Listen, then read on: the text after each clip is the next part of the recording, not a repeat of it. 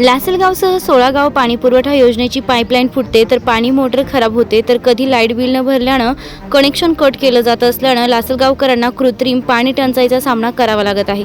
लोकसभा निवडणुकीच्या तोंडावर 15 ते 20 दिवसांपासून पाणी न आल्यानं पाणी टंचाईचा सामना करणारे लासलगावकर आक्रमक झाले। थेट लोकसभा निवडणुकीच्या मतदानावर बहिष्कार घालण्याचा निर्णय घेतला।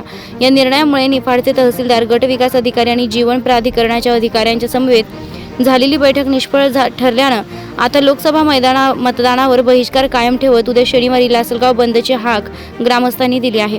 यावर प्रशासन काय भूमिका घेणार याकडे आता लासलगावकरांचं लक्ष लागून आहे। मतदान करण्याचा अधिकार आहे, तसं मूलभूत सुविधा मिळणं सुद्धा नागरिकांचा अधिकार आहे आणि शासनाने 17 कोटी रुपये खर्च करून जर नागरिकांना त्याची मूलभूत सुविधा मिळत नसेल तर त्याचा काही उपयोग नाही। आणि जलजीवन मिशनमधून तर प्रत्येक नागरिकाला 55 लिटर पाणी द्यायचं बंधनकारक आहे, परंतु नागरिकांना पाणीच भेटत नाही। लासलगावकर अनेक दिवसांपासून पाणी टंचाई भेडसावत आहे। त्या अनुषंगाने नागरिकांनी वेळोवेळी अनेक अधिकाऱ्यांच्या दालनात जाऊन त्यांच्याकडून दाद मागितली, पण कोणी त्यांना दाद दिली नाही। आत्ता नागरिकांनी मतदानावर बहिष्कार घातला आहे। नागरिकांची इच्छा आहे का ह्या अधिकाऱ्यांनी आमच्या दालनात आलं पाहिजे आता, आणि जशी त्या अनुषंगाने नागरिकांनी उद्या बंदची हाक केली आणि कुठलाही नागरिक मतदानाला जाणार नाही। सध्या लासलगाव आणि परिसरामध्ये पिण्याच्या पाण्याचा भयानक प्रश्न उभा राहिलेला आहे। ग्रामपंचायतीकडून कुठलीही या गोष्टीची दखल घेतली जात नाही। टँकरचा पुरवठा नाही, कुठेही बोरवेल नाही आहेत। 16 गाव पाणी पुरवठा योजना ही अतिशय ढिसाळ पद्धतीने काम करत आहे। या अनुषंगाने समस्त ग्रामस्थांच्या वतीने यंदा लोकसभेच्या निवडणुकीवरती किंवा भविष्यात होणाऱ्या सगळ्याच निवडणुकांवरती बहिष्कार घालण्याचं ठरल्यानंतर तहसीलदार साहेब आणि BDO या ठिकाणी मीटिंगसाठी आलेले होते।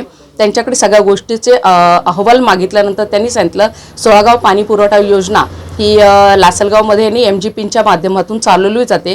काल MGPचे अधिकारी या ठिकाणी मीटिंगसाठी उपस्थित होते, परंतु नागरिकांच्या कुठल्याही प्रश्नांना ते परिपूर्णपणे उत्तर देऊ शकत नाहीत। त्याच्यामुळे कालची बैठक देखील निष्फळ ठरलेली आहे। ग्रामपंचायतीमध्ये फोन केल्यानंतर वारंवार विजेचा लपंडाव, लाईट नसणे, त्याच्यानंतर लिकेज होणे, जर नवीन पाईपलाईन जर आपण केलेली आहे तर ती कशी सातत्याने खंडित होते, हा देखील एक आम्हाला प्रश्न आहे। त्याच अनुषंगाने शनिवारी आम्ही गाव बंदचा इशारा दिलेला आहे आणि लासलगावांच्या वतीने आम्ही मतदानावरती बहिष्कार करतो आहोत। मतदान केलं जाणार नाही आणि जर समजा लोकसभेच्या ह्या अतिशय महत्त्वाच्या निवडणुकीमध्ये जर मतदानाचा टक्का घसरला तर ह्याला